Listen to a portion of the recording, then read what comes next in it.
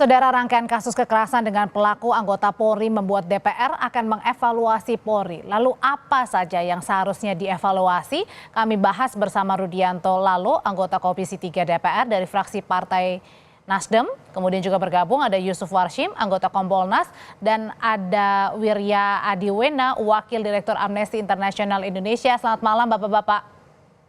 Selamat malam. Saya mau ke anggota Komisi 3 DPR terlebih dahulu, Pak Rudi. Jadi sebenarnya kalau DPR ini berencana akan mengevaluasi rentetan kasus kekerasan yang dilakukan oleh polisi, akan mulai dari mana dulu, Pak? Ya tentu kan kita berkaca dari peristiwa rentetan peristiwa dari Solo, Semarang, dan terakhir ini sebelumnya ada di Palu, penyiksaan mengakibatkan meninggalnya tahanan, lalu kemudian di Solo polisi tembak polisi, Semarang polisi tembak pelajar, yang terakhir Kalimantan Tengah ini lebih parah lagi, polisi mencuri dengan kekerasan mengakibatkan orang meninggal. Nah, rentetan peristiwa ini memang harus ada yang dievaluasi. Ya, itulah mengapa saya termasuk mengusulkan untuk kita panggil Irwasum baru, kebetulan Irwasum baru, kemudian Kabid Propam, kalau perlu kita panggil semua Propam di tingkat Polda. Tidak termasuk memanggil Kapolri? Ya kemarin kita teknis, kita mau bicara evaluasi, sejauh mana langkah-langkah evaluasi kerja kepolisian Republik Indonesia, karena program Kapolri itu kan salah satunya yang disampaikan pada saat fit and proper test itu adalah transformasi pengawasan. Nah sekarang ini kami melihat lemah pengawasannya, kan? Karena rentetan peristiwa yang terjadi. Ini apa sebab? Makanya kami mengusulkan agar tanggung jawab per orang pelaku oknum ini, kalau perlu menurut saya harus ada regulasi atau aturan atau perkap, harus ada tanggung jawab institusi, Pak.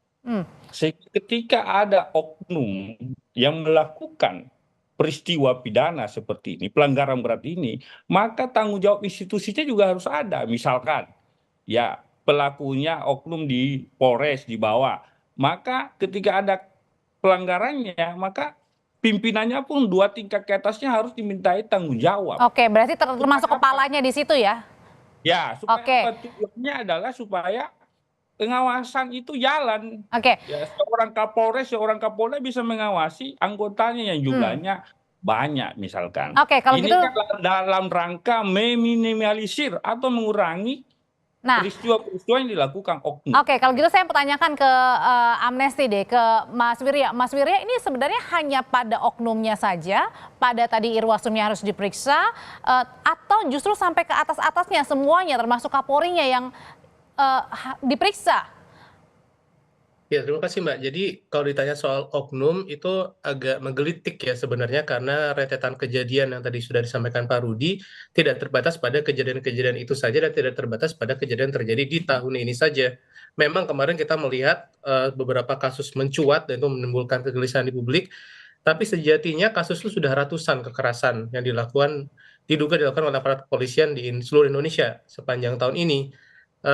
Dan saat kita melihat pada kasus-kasus yang terjadi pada saat demo peringatan darurat, itu kasusnya sudah luar biasa banyak sekali. Setidaknya 579 orang warga sipil menjadi korban kekerasan polisi.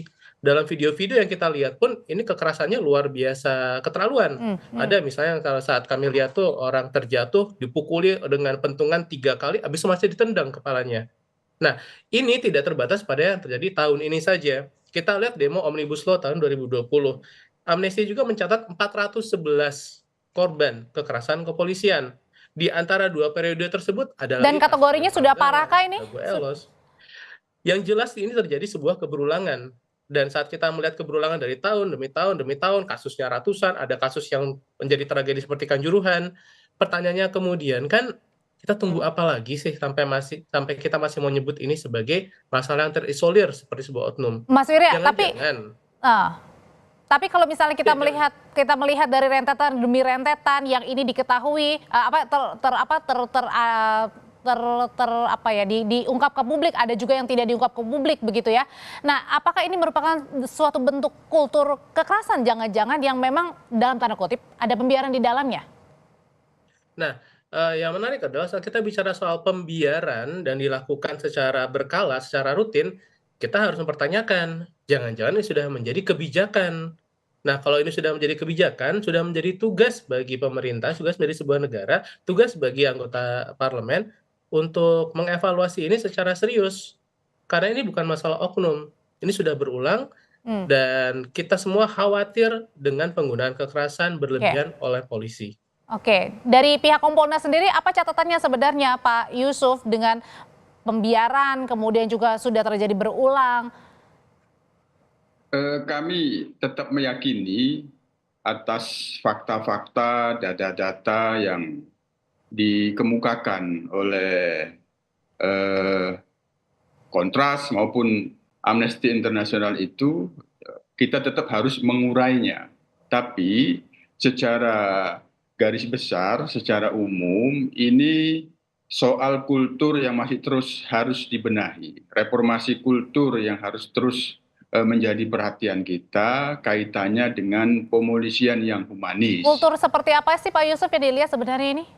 Ya, kultur pemolisian humanisnya masih harus terus dibenahi. Nah, ketika masih ada hal-hal di dalam menggunakan kewenangan dalam tindakan kepolisian yang itu ada data-data dan fakta yang cenderung melakukan kekerasan. Nah, itu kultur humanisnya masih yang harus dibenahi. Kami sendiri sebagai pengawas secara intens memberikan saran dan masukan untuk penguatan pemolisian yang humanis. Secara sistemik di Polri sendiri itu sudah cukup jelas sebenarnya dalam perencanaan strategis penguatan pemolisian humanisnya itu sudah terlihat jelas. Hanya ini memerlukan tidak hanya sekedar komitmen. Komitmennya sudah cukup jelas. Penguatan pemolisian humanis itu sudah cukup jelas. Hanya di sini diperlukan konsistensi di dalam melakukan pembenahan kultur pemolisian yang humanis. Konsistensi itu dari pimpinan, Tapi dari pengawasan. Pak Yusuf, Gitu. tapi kalau misalnya tadi berkaitan dengan apa namanya kemudian pengawasannya, terus kemudian ada dari kulturnya ya tadi yang lebih humanisnya. Tapi kalau kejadian terakhir di Palangkaraya itu kan nggak ada kaitannya sebenarnya dengan pendekatan humanis karena terlibat sabu, melakukan penembakan, mobilnya diambil mobil warga. Tunggu dulu, kan tadi sistemik dulu. Nah, komitmen untuk pemolisian humanis itu secara sistemiknya itu sudah jelas. Hanya di sini diperlukan konsistensi. Konsistensinya itu agar bisa ada peran pimpinan, peran pengawasan. Itu yang pertama. Yang kedua, kultur itu sendiri juga membutuhkan kapasitas individual personil, konsep diri sebagai anggota polisi itu diperlukan agar tidak cenderung melakukan penyalahgunaan kewenangan secara individual menjadi oknum yang melakukan pelanggaran-pelanggaran. Maka di situ diperlukan penguatan kapasitas individu, penguatan konsep diri. Maka ini jatuhnya ada pada pembinaan. Namun konsistensi di dalam pembinaan kapasitas individual dan konsep diri sebagai anggota Polri itu tetap memerlukan peran pengawasan yang kuat. Pengawasan itu sesungguhnya di institusi Polri itu ada dua, pengawasan secara institusi dan pengawasan melekat. Oke. Pengawasan melekat ini ada pada peran pimpinan. Oleh karena itu, data-data yang dimiliki Kontras dan Amnesty International itu sangat penting kami perlukan. Oke. Nanti kita urai, apakah ini ada masalah peran pimpinan yang perlu dimintain pertanggungjawaban atau memang tanggung jawab individual yang harus dimintain pertanggungjawaban. Oke, mengenai peran kepemimpinan ini, tadi juga pada saat di DPR, Ketua Komisi 3 Pak Habib bilang tidak perlu ada evaluasi bagi Kapolri, saya bisa kasih jaminan begitu. Nah, kenapa kemudian Kapolri ini tidak perlu dievaluasi, Pak Rudi? Ya, Oke. kalau soal evaluasi mengevaluasi itu kewenangan presiden yang punya kewenangan, ya kan? Yang kita perlu tekankan catatan-catatan ini di balik banyak peristiwa ini, maka Polri harus Tapi kan Komisi 3 juga bisa memanggil, Pak. Ya, kami baru-baru panggil rapat kerja dengan Pak Kapolri beserta jajaran.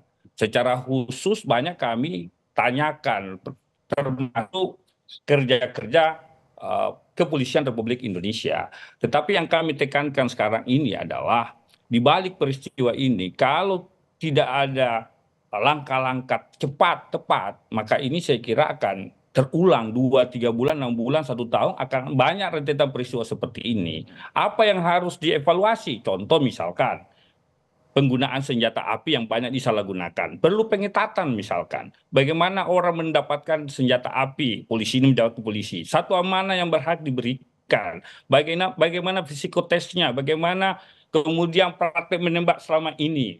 Ini perlu dievaluasi semua, satu. Yang kedua, bagaimana pembinaan karir, rekrutmen anggota Polri. Apakah anggota rekrutmen ini betul-betul berkeadilan, jujur, tidak ada misalkan seperti yang banyak di masyarakat terjadi karena ada berbayar dan sebagainya. Yang kedua, bagaimana misalkan pembinaan karir, promosi jabatan. Jangan lagi ada orang yang pernah disanksi lalu kemudian diberi pos di kepolisian misalkan.